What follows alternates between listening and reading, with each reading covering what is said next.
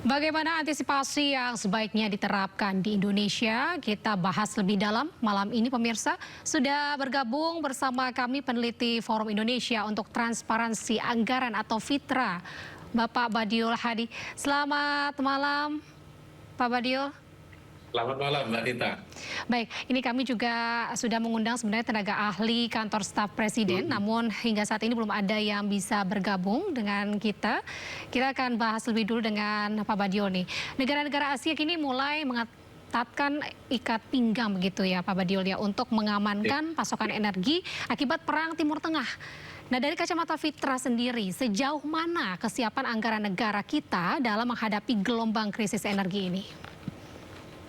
Iya, terima kasih Mbak Anita. Saya kira kita bisa melihat ya pada postur APBN kita, di mana saya kira masyarakat juga sudah tahu, informasi ini sudah tersebar bahwa pemerintah selama ini memang mematok ya harga di APBN itu kan 70 per barel US dollar ya, 70 US dollar per barel, sehingga dengan situasi hari ini lonjakan yang terjadi melebihi dari 100 US dollar per barel ini menjadi tantangan bagi pemerintah Indonesia, terutama karena kan Indonesia memang lebih dari separuh itu kan impor BBM, karena produksi kita juga terbatas. Artinya apa? Kalau kita lihat postur APBN kita itu kan pemerintah di tahun 2026 ini kan menyediakan sekitar 300-an triliun untuk subsidi energi dan komponen BBM serta listrik. Artinya ini akan terjadi lonjakan yang sangat besar, dan dari sisi fiskal saya kira ini menjadi tantangan yang sangat serius bagi pemerintah ya, terutama di tengah situasi ya penerimaan negara juga tidak sedang baik-baik saja. Artinya kan ini ada hal yang memang harus betul-betul disikapi oleh pemerintah secara serius. Tidak hanya pada konteks menahan harga. Oke, kita sepakat dengan upaya itu ya, misalnya pemerintah akan melakukan upaya-upaya itu, tetapi kalau kita lihat dari sisi postur APBN kita memang akan menghadapi situasi yang cukup berat, terlebih jika ya kondisi ini bertahan sampai setidaknya habis Lebaran, maka defisit APBN kita akan semakin melebar. Ya, bahkan bisa melebihi ambang batas yang sudah ditetapkan oleh undang-undang terhadap PDB kita. Nah, ini jadi persoalan serius ya bagi pemerintah, dan kita juga tahu saat ini juga belum banyak alternatif pembiayaan yang bisa digunakan oleh pemerintah untuk menutup isu-isu yang baru, kondisi yang saat ini terjadi, misalnya kayak gitu. Baik, Pak Badiul, ini jika harga minyak mentah dunia begitu ya terus melambung, otomatis kan beban subsidi energi di APBN ini akan sangat berat gitu ya. Lalu apakah postur anggaran kita ini saat ini masih sanggup menahan gejolak tersebut? Atau pemerintah harus segera mengambil opsi pahit? Ya, kalau kita melihat ya statement optimisme pemerintah ya, terutama Kementerian Keuangan kan beberapa waktu yang lalu masih merespon kenaikan harga ini dengan menyatakan bahwa APBN kita masih mampu kalau harga minyak itu di kisaran 92 sampai 100 US dollar per barel misalnya kayak gitu. Ini kan menunjukkan bahwa sebenarnya secara kapasitas fiskal kita masih ada celah, meskipun ini sangat sempit ya.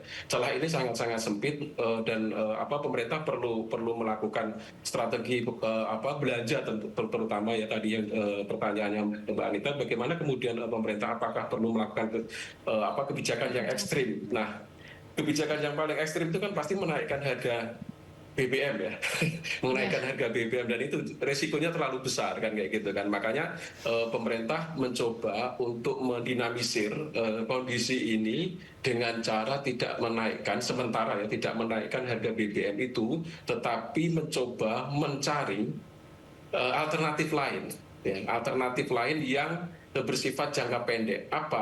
Alternatif yang akan dilakukan? Salah satunya adalah wacana untuk memangkas anggaran program-program yang saat ini sedang berjalan, terutama program-program yang itu dilakukan secara kontinu jangka panjang, kan kayak gitu kan. Nah, pemerintah sedang mengupayakan itu agar kebutuhan subsidi BBM ini bisa tertutupi dengan lonjakan harga yang terjadi saat ini gitu. Baik, Mas, ini tadi Pak Badio sempat sampaikan bahwa akan memangkas beberapa program-program yang sedang berjalan, apalagi itu akan berlangsung cukup lama. Apakah itu termasuk salah satunya MBG? Ya, kalau kami melihat memang hal yang paling potensial NBG ya dipangkas itu, Oke, karena memang program ini kan memiliki rentan kebijakan pelaksanaannya cukup panjang, oke, ya, dan sehingga ini sangat potensial. Dan kemarin juga kita dengar Menteri Keuangan juga mungkin perlu diklarifikasi apakah benar atau tidak. Tetapi kan Menteri Keuangan sempat mewacanakan juga untuk memangkas anggaran MBG sebagai alternatif ya untuk menutup eh, kekurangan kekurangan. biaya subsidi BBM akibat kenaikan harga ini kayak gitu. Baik, baik Pak Badiul. Lalu dalam kondisi kritis seperti ini, tentu pemerintah ini dituntut untuk efisien gitu ya. Apakah ada pos-pos anggaran negara lain nih yang seharusnya bisa dipangkas atau direlokasi begitu untuk mengamankan ketahanan energi nasional kita? Mungkin tidak? Ya, betul. Saya kira sebenarnya begini, Mbak. Kalau kita merefleksikan APBN kita ya, di tahun 2024 itu subsidi kita itu kan untuk sektor ini kan hampir mencapai 700 triliun. Ya. 700 triliun. Artinya ada terjadi penurunan subsidi dari 2024 ke 2026. Ya, makanya itu pemerintah masih kita melihat bahwa postur APBN kita sebenarnya masih bisa merespon ya dalam jangka menengah terutama terkait dengan kenaikan harga minyak dunia ini kan kayak gitu. Nah, terkait tadi alternatif lain selain program-program misalnya seperti MDG, apalagi yang perlu direspon oleh pemerintah. Saya kira pemerintah harus mengoptimalkan ya strategi efisiensi anggaran yang selama ini sudah dilakukan. Ya kan pemerintah kan di awal tahun kemarin juga sudah menerbitkan keputusan agar APBN tahun 2026 ini juga dilakukan efisiensi seperti tahun kemarin dengan target yang tidak jauh berbeda sekitar 300-an triliun kan ya gitu. Artinya apa? Kalau ini bisa optimal ya dengan komponen lebih dari 15 komponen di dalam efisiensi itu, saya kira kondisi hari ini ya kenaikan harga minyak global ini bisa direspon oleh pemerintah dengan secara lebih cermat dan lebih bijak kan gitu. Baik, Pak Badil, tadi selain dengan MBG, lalu juga upaya dengan efisiensi biaya anggaran BBM gitu ya. Jika subsidi ini sudah tidak mampu lagi nih Pak Badil menahan selisih harga, lalu apakah kenaikan harga BBM bersubsidi itu menjadi salah satunya jalan keluarkah? Lalu jika memang iya, bagaimana nih dampaknya terhadap daya beli masyarakat? Tentu kan akan sangat memberatkan nih. Ya, kalau kita lihat kan memang ini Mbak, misalnya kita lihat konsumsi BBM nasional misalnya kayak gitu ya. Sektor yang paling dominan itu kan sektor transportasi. Ya, sektor transportasi itu sangat-sangat tinggi. Kemudian baru sektor industri di bawahnya dan sektor listrik. Artinya apa? Ada ruang-ruang yang sangat luar biasa. Kenaikan harga itu adalah kebijakan menurut kami ya kebijakan terakhir yang nanti bisa diambil oleh pemerintah. Tetapi ketika pemerintah masih bisa merealokasi anggaran di APBN itu ya dari program-program yang ada, sebaiknya jangan menaikkan harga BBM ini karena ini dampak sosialnya sangat luar biasa, dampak ekonominya sangat luar biasa, dampak politiknya juga sangat luar biasa kan ya gitu. Karena BBM ini kan memang kunci ya, menjadi kunci kebijakan nasional. Di satu sisi misalnya kita akan bicara pada konteks daya beli masyarakat. Pemerintah sedang mentargetkan angka yang tidak main-main, Mbak, pertumbuhan ekonomi kita. Ya, kalau kemudian ini terjadi kenapa? Di angka berapa itu, Pak? Pemerintah kan mentargetkan di angka sekitar 6% tahun ini kan kayak gitu. Artinya ini kan bukan angka yang rendah ya kayak gitu.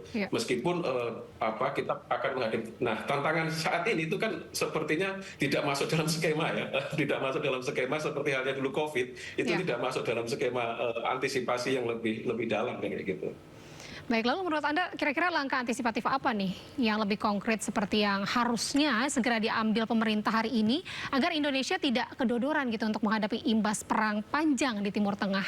Apalagi kita belum tahu sampai kapan ini perang akan berlangsung. Besar harapannya eskalasi nggak meluas, tapi kan kita harus punya antisipasi. Seperti apa, Pak Badiol? Ya, pertama antisipasinya saya kira pemerintah perlu menyisir ya APBN kita, itu penting. untuk melihat kembali APBN kita, mana-mana ruang-ruang pembiayaan anggaran-anggaran yang ada di program-program itu yang bisa kemudian diefisiensikan dan kemudian direalokasi untuk menutup kebutuhan ini. Saya kira itu langkah pertama. Langkah kedua, pemerintah memang harus mengambil upaya kebijakan yang lebih teknis ya, misalnya bagaimana merespon situasi saat ini. Nah, banyak alternatif sebenarnya tadi disinggung oleh Mbak Anita di depan juga, banyak pemerintah negara-negara saat ini sudah mulai dengan cara mengurangi jam kantor misalnya kayak gitu kan, mengurangi jam kantor dari 6 hari menjadi 4 hari misalnya, atau 5 hari menjadi 4 hari. Ini menjadi salah satu alternatif kebijakan. Selain misalnya pemerintah akan mewacanakan penggunaan